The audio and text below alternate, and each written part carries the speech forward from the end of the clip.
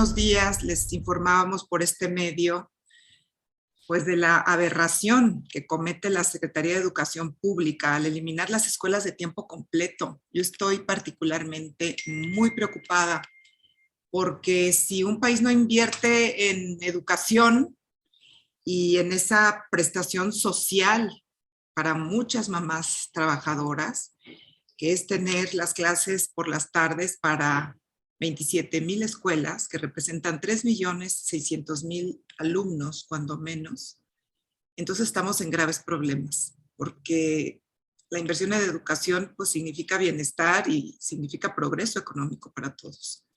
Entonces, en vez de dar pasos hacia adelante, estamos dando pasos hacia atrás. Y una de las organizaciones que está liderando este repudio social en contra del cierre de tantas y tantas escuelas que daban clases por la tarde es Mexicanos Primero. Y dentro de Mexicanos Primero está el director jurídico Fernando Alcázar Ibarra, quien ya viendo lo que iba a venir hace algunos meses, pues interpusieron una denuncia, hubo una sentencia judicial al respecto y quiero que nos comente de esto y qué podemos hacer, Fernando. Bienvenido, ¿cómo estás? ¿Qué tal, Julieta? Encantado de estar contigo para platicar sobre este tema educativo de interés nacional. Y como lo comentabas, creo que sería bueno un poco repasar lo que ha pasado con el programa Escuelas de Tiempo Completo, particularmente desde que inició esta administración federal. Cuando el programa tuvo su punto más alto, ya lo comentabas, entre 2018 y 2019, el programa atendía a 27,000 escuelas aproximadamente. Estamos hablando de más de 30,000 maestros y maestras que formaban parte de estas escuelas y el dato poderosísimo de 3,6 millones de niñas, niños y adolescentes. De estos 3,6 millones de niñas y niños, había 1,6 que recibían un alimento en las escuelas y muchos de estos niños, prácticamente más de la mitad, recibían ese alimento en zonas de alta o muy alta marginación. Entonces, era un programa que atendía a las comunidades más vulnerables o más marginadas y tenía 10 años de tener resultados palpables, verificables y que tenían impactos muy positivos en el aprendizaje de las niñas y de los niños. ¿Qué pasó en estos 2 años desde que, o bueno, ya casi 3 años, más de 3 años que entró este gobierno al poder?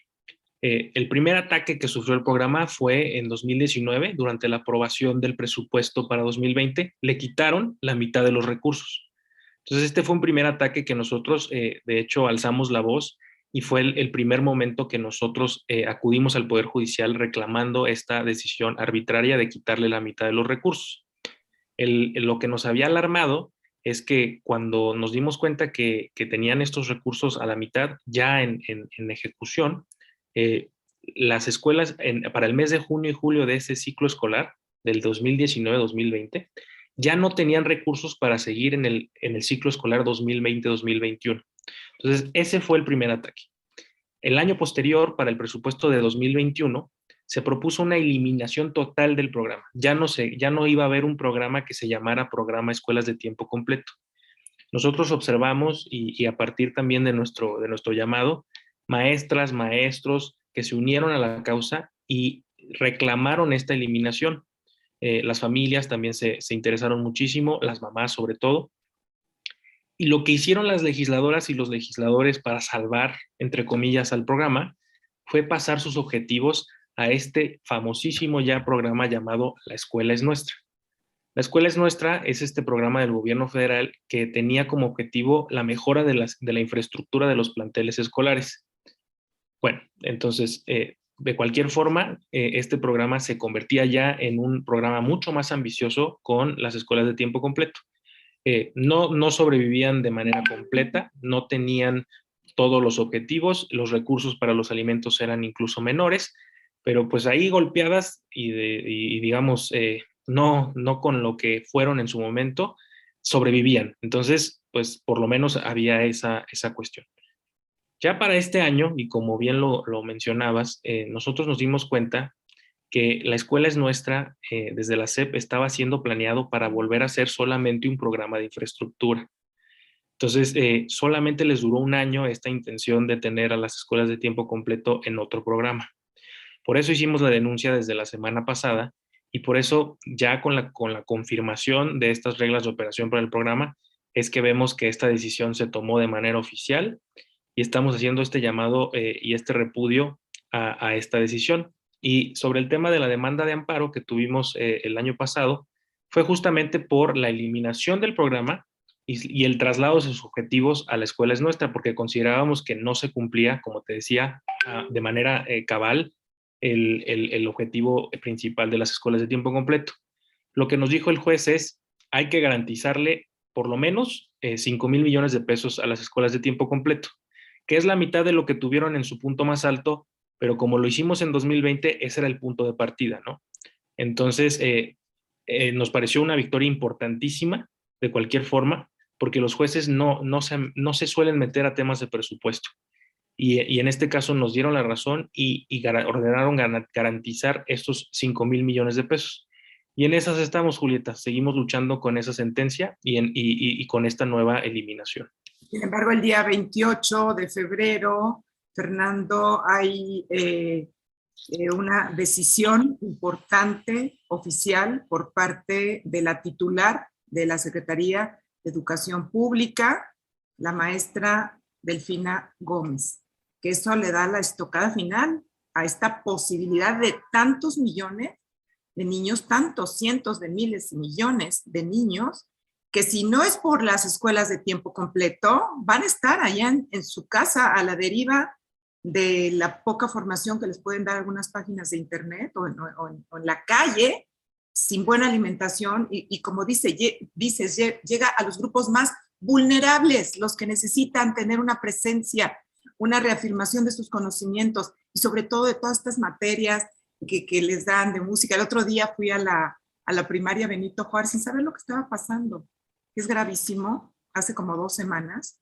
Estaban como 6 aulas ahí en el corazón de la colonia Roma por la tarde, tomando su clase de música porque estaban integrando por instrumentos una orquesta. Los niños estaban felices. ¿Tú te imaginas para ellos lo que es esa oportunidad de prepararse en música? Eso los aleja de un montón de cosas que ahora están abundando en la niñez, no solamente en la juventud, sino en la niñez. Pero entonces ya les tocaba final, Fernando. Sí, lo que comentó la maestra Delfina es que pues hay una prioridad absoluta, me parece que fue lo que quiso decir, hacia la infraestructura, pero pues eso nos parece contradictorio porque, de nuevo, el programa ya tenía la atención a infraestructura, a escuelas de tiempo completo y digamos, esos componentes que eran las horas extra y el servicio de alimentación. Entonces, si verdaderamente hubiera un compromiso con la infraestructura, se debió haber aumentado el presupuesto, que sí se hizo para 2022, y haber mantenido las escuelas de tiempo completo. Entonces, en vez de tener ahora los 14,000 millones que tiene la escuela es nuestra, ¿por qué no tener 20,000 millones para este programa y atender las tres cosas que podemos considerar que serían las horas extra, los alimentos y la infraestructura? Entonces, eso a nosotros no nos parece válido.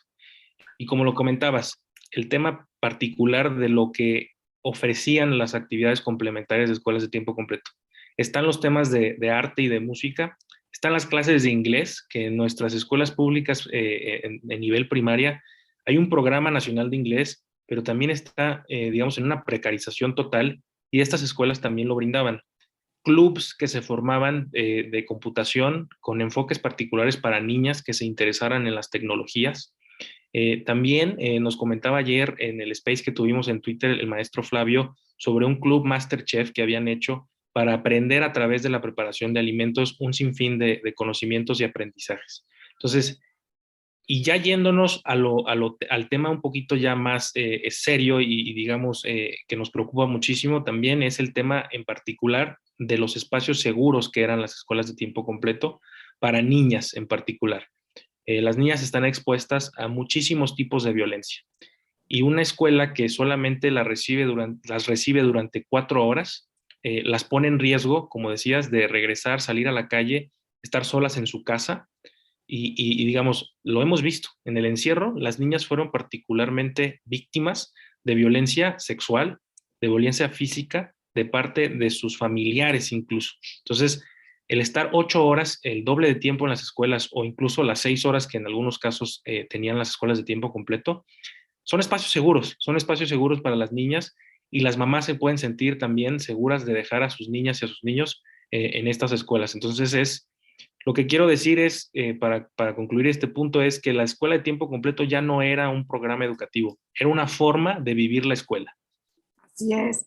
Ahora, si lo que quieren es apuntalar la infraestructura de las escuelas, que porque faltan baños, que porque en muchas escuelas no hay pisos y no hay techos y están viviendo unas condiciones terribles, ¿por qué desviar ese recurso? Mejor aumentar el recurso, porque decíamos hace un momento, creo que el dinero mejor gastado es en educación, siempre y cuando ese dinero esté vigilado, que no haya corrupción, que no haya desvíos, que realmente se sigan los programas de una manera estricta, eficaz y siempre mirando de frente el bien mayor, que son nuestros niños, nuestros jóvenes que están aprendiendo y que seguramente será la mejor manera de sacar adelante este país a través de la educación. A lo mejor no se ve inmediatamente, pero ustedes en Mexicanos Primero, esta organización que está pujando para unos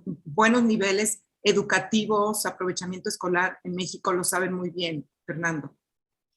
Sí, y es muy importante resaltar, retomando lo que comentabas hace un momento, Julieta, el tema de esta estocada final que pudiéramos estar hablando. Mira, realmente esta decisión sí está tomada, pero tenemos dos posibilidades.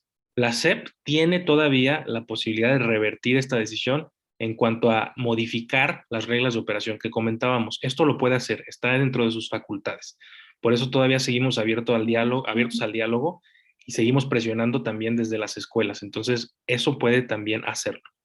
Los recursos en específico, el año pasado la SEP tuvo subejercicios, o sea, no gastó todo el dinero que tuvo autorizado. Entonces ahí hay millones de pesos que se podrían redirigir a las escuelas de tiempo completo. Entonces, la SEP puede revertir esta decisión y puede reinstaurar las escuelas de tiempo completo. No está fuera de las posibilidades. Y segundo, está el tema que comentábamos de la sentencia de amparo. La primera que ya obtuvimos es posiblemente ahorita el recurso más inmediato que podíamos tener si se resuelve a nuestro favor de nuevamente, si se confirma, de garantizar las escuelas de tiempo completo con estos 5,000 millones que comentábamos. Pero también nosotros estamos preparando y pensando en demandar nuevamente y creemos que podemos ganar otra vez a las autoridades por esta eliminación en concreto, o sea, para 2022. Entonces, no está, digamos, perdido en lo absoluto el tema y nosotros vamos a llegar hasta las últimas consecuencias y agotaremos todas las instancias que estén a nuestro alcance para hacer la lucha. En nosotros no va a quedar, ya será responsabilidad de las autoridades y bueno, los juzgará a ellos la historia. Ahora, una manera eficaz, y que ya lo has mencionado, es que las propias escuelas, los propios beneficiarios no lo permitan. Así es. Entonces, ustedes mexicanos primero tienen, digamos, la estructura para llegar a todas estas escuelas o cómo se podría organizar de una manera súper eficiente, coordinada y que todo fuera, digamos, en el mismo momento. Claro, pues mira, nosotros actualmente sí tenemos un alcance importante a ciertas comunidades escolares. Tenemos presencia en el estado de Jalisco con un capítulo de la organización ahí, un capítulo en el estado de Sinaloa, otro capítulo en el estado de Michoacán y hemos tenido pues acercamientos importantes en Nuevo León, en el estado de Yucatán y ahí poco a poco vamos construyendo estas alianzas para tener esa presencia y acercarnos con las comunidades escolares.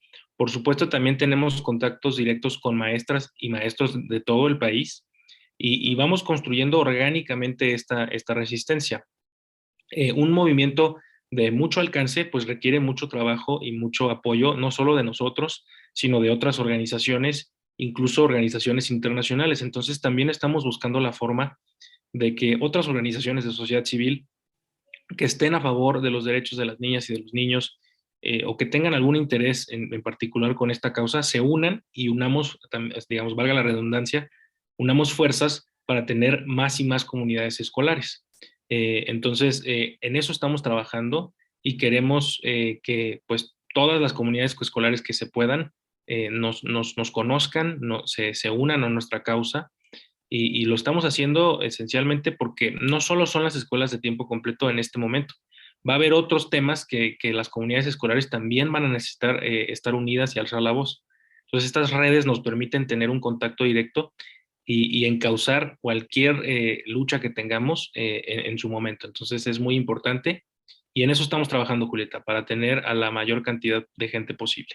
Ok, métanse a las redes y a la página de mexicanos.primero.org.mx. Ahí van a tener seguramente toda esta información de cómo está evolucionando este asunto, que es importantísimo, sobre todo para los niños más vulnerables, que son los hijos de las madres solas trabajadoras. Así es. General de las madres trabajadoras, pero las madres trabajadoras a lo mejor tienen a ese padre en casa o esa abuela, lo que sea, y pueden de alguna manera los niños estar supervisados cuando hacen sus tareas y que vayan por ellos a la escuela, en fin. Pero las madres solas que trabajan en muchas ocasiones unas dobles jornadas y que tanto la mamá como la tía, como la vecina, como todo el mundo está trabajando, porque del año 2000 hacia acá, las mujeres, es un hecho, nos hemos incorporado de una manera tan acelerada a la fuerza de trabajo.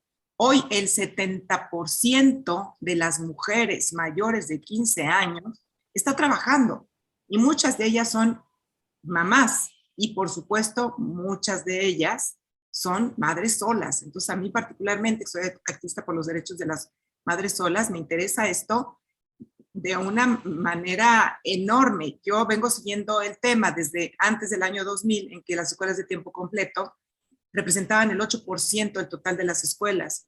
Y luego, bueno, ya sabes, promesas de campaña y pasaron los presidentes, y ahí fue creciendo un poquito. Hoy en día tengo entendido, Fernando Salazar, director jurídico de Mexicanos Primero, que ha aumentado, que ya son aproximadamente el 15% de las escuelas. ¿Es así? Sí, es exactamente esa cifra, más o menos, más de 27,000 escuelas.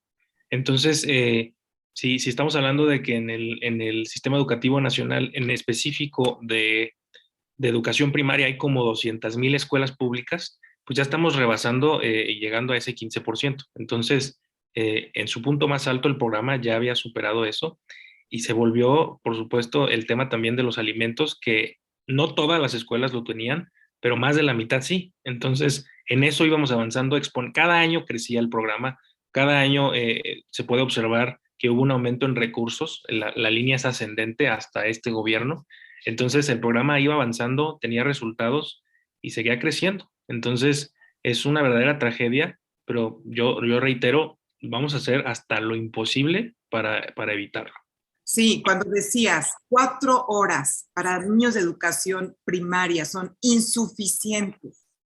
Por Total. supuesto que son insuficientes. Por eso se abre cada vez más la brecha educacional, que significa también tener una brecha profunda social, de empleo, etcétera, etcétera. Porque esos niños, con ese bajo aprovechamiento, con esa deficiencia en la educación, con el poco tiempo, pues están mucho más limitados que los niños a lo mejor de escuelas que van a otro tipo de escuelas. Entonces, esto, pues por lo menos, no sé, que tengan centros de tareas, que los niños estén vigilados, que los niños estén supervisados, que alguien les enseñe bien a escribir, a comprender las funciones matemáticas, de todo eso que nosotros bien sabemos que estamos en los últimos lugares en el rating internacional.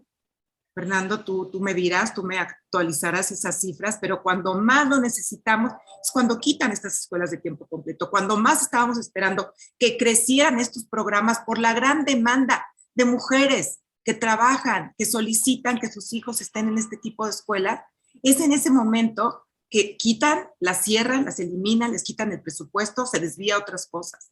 ¿Cómo es eso? Así es, y es muy importante señalar esto que hacías mención del tema de los resultados académicos. Por supuesto, en una prueba como PISA, nosotros hemos tenido como país resultados pues por debajo del promedio en aprovechamiento de español y matemáticas. En español en el tema de comprensión lectora, por supuesto. Y lo más grave y digamos lo que más nos entristece es que se podía constatar, de acuerdo a la evidencia disponible, que las escuelas de tiempo completo mejoraban estas áreas de aprendizaje. Entonces, si tuviéramos más y más escuelas de tiempo completo, podríamos también aspirar a tener mayores resultados en las áreas de español y matemáticas, por ejemplo, en estas pruebas internacionales. Y algo también muy importante que hacías mención también, Julieta, nosotros no estamos casados con que se llamen escuelas de tiempo completo. También aquí nos podemos meter al tema de lo político y que a lo mejor desde el gobierno entienden que es un programa entre comillas neoliberal o de los anteriores, etcétera. A nosotros no nos interesa que se llame de una forma o que sea como el programa, que le pongan escuelas de bienestar, que le pongan el nombre que quieran, pero que tengamos alimentos y jornadas de 6 a 8 horas en las escuelas. Eso es lo que queremos, porque eso es lo que ha beneficiado a las niñas, a los niños, a las maestras, maestros y a sus familias, en particular, como muy bien haces mención, a las mamás jefas de familia. Así es. Yo mencionaba, ayer estaba mencionando este caso de Corea, tú te has de acordar, hace Sí. 25 años, estaba en los últimos lugares de educación de los países de la OCDE. Pues resulta que México sigue en los últimos lugares, en los últimos de los últimos lugares. Sí es. Cuando Corea se está disputando los primeros lugares, con países europeos como Finlandia, como Islandia. Increíble, realmente increíble lo que sucedió en Corea. Y repercutió en echar a andar su economía, su nivel cultural, su nivel de salud. En todos sentidos, invertir en educación es lo mejor, es la mejor inversión. Es de veras un pase a salir de la pobreza, es un pase para la movilidad social. Si tú ves esas historias de gente que ha pasado que ha salido de la pobreza y que ahora, no sé, tiene un coche, una casa, una educación para sus hijos de buena calidad, etcétera, etcétera, lo han logrado a través de sus estudios. La Claro que mayoría. Y eso les ha permitido a lo mejor ser empresarios, ser profesionistas, ser comerciantes, ser agricultores con más elementos, etcétera, etcétera. Entonces, lo que nos va a sacar es la educación. En lo que hay que invertir es realmente en eso. Es bajísimo. Y lo mismo nosotros nos quejamos con las escuelas de tiempo completo, yo particularmente, porque sé que beneficia a muchas mamás solas, pero igual los del CONACYT y las becas se quejan, igual las universidades con sus autonomías. ¿Qué se pretende? Yo no entiendo qué pretende este gobierno. Pues nosotros tampoco, Julieta, la verdad es que es un tema que nos preocupa muchísimo. Ha sido una decadencia, como bien lo comentas, en todos los ámbitos educativos, en todos los niveles. Nosotros que nos enfocamos particularmente en la educación básica pública, también lo hemos observado y hemos sido también escuchas de estos temas de educación superior, de educación media superior, de cómo estamos realmente en una crisis educativa. Entonces, nosotros nos enfocamos en educación básica, pero también somos empáticos y nos solidarizamos con los temas de otros niveles educativos. En realidad, a nosotros nosotros lo que queremos, como bien lo decías, es que la educación le permita a las niñas, a los niños en su momento, desarrollarse plenamente como ciudadanos y de esa forma tener la posibilidad, sí, de una movilidad social, pero también de poder participar de la democracia en nuestro país, que eso también es muy, muy importante. Y la ciudadanía, pues es eso, es la decisión informada, la decisión, digamos, eh, con bases y digamos, con la que la educación puede servir para tener esa decisión informada. Entonces, no solo es eso, no solo es el tema de lo económico, sino también de su desarrollo como personas, y eso es lo que a nosotros más nos interesa. Y en eso lucharemos y como te decía, ahorita son las escuelas de tiempo completo, mañana no sabemos qué será y ahí estaremos. Entonces, es una lucha que no acaba. Así es. Así es, Fernando, yo te agradezco muchísimo que nos hayas permitido platicar contigo. Sé que tienen muchísimo trabajo, que ahorita hay que echarle toda la carne al asador a este tema de las escuelas de tiempo completo para que no desaparezcan, al contrario, para que crezcan, para que progresen, para que haya más recursos y por todo lo que dices, por todos los beneficios enormes, socialmente, familiarmente, económicamente, políticamente, en todos los sentidos. Yo creo que es la mejor inversión. Pues te agradezco muchísimo. Dinos cómo podemos ayudarte, cómo podemos hacer un montón, ¿verdad? Para que las escuelas de tiempo completo no desaparezcan en este país, porque son 27,000 y porque ayudan a millones y millones de familias en México. Así es, Julieta. No, yo te agradezco a ti también la oportunidad de poder platicar de este tema tan importante contigo y los invito a todas y a todos a seguirnos en nuestras redes, en Twitter en particular, en @mexicanos1o y también en nuestra página que ya la mencionabas, es mexicanosprimero.org, sin el MX, nada más .org. Y ahí tenemos pues muchísimos accesos a diferentes temas y a diferentes causas que estamos siguiendo. Ahorita nos ocupa las escuelas de tiempo completo, pero justamente, como dices, hacer el montón y crear estas redes para que el día de mañana, cuando necesitemos otro tipo de esfuerzos hacia otras causas, lo hagamos y sigamos unidos, que el objetivo final debe de ser, como lo has dicho a lo largo de toda esta conversación, la educación para el desarrollo de las personas. Así es, y si eres mamá que beneficiaria de este programa de escuelas de tiempo completo, organiza a las mamás de los grupos a la escuela y pues a impedir que esto desaparezca. Así es. Muy probablemente en este próximo ciclo escolar, en septiembre, ya no lo habrá. Impidámoslo. Como dice Fernando, todavía estamos a punto. Gracias, Fernando, director jurídico de Mexicanos Primero. Gracias a nuestras amigas de Retos Femeninos, de Soy Mamá Sola. Y hasta la próxima. Hasta luego, Julieta. Muchas gracias. Gracias, Fernando.